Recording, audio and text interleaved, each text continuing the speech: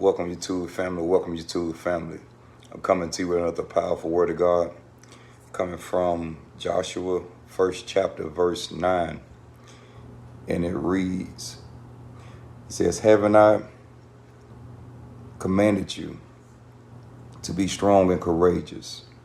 Do not be afraid. Do not be discouraged.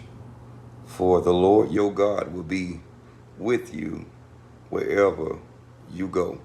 My God, my God. So the title is called The Lord is Your Strength. This is part one. He talks about, haven't I commanded you? This is a divine rectorial reminder that being strong and courageous is not a suggestion, but it's a mandate rooted in God's presence.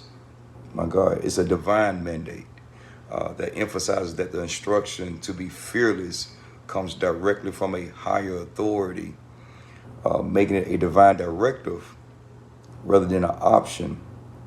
So it's a reminder of the promises of God. Sometimes you got to be reminded of God's promises. He says it serves to remind us as the listener of previous instructions and the promise of support, specifically when facing doubting tasks or transitions.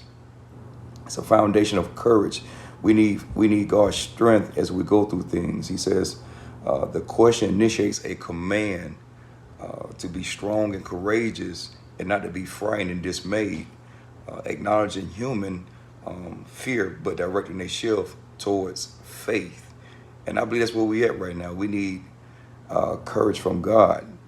It says to be strong, courageous means having the mental fortitude to stand firm and the reserve to act in faith despite fear, uncertainty, or a daunting obstacle. So I don't know about y'all, maybe you may need some strength today in some areas that you feel like you just can't get through, but God says, haven't I commanded you to be strong and courageous? My God, haven't He commanded you? So He's talking about your strength, your inner strength.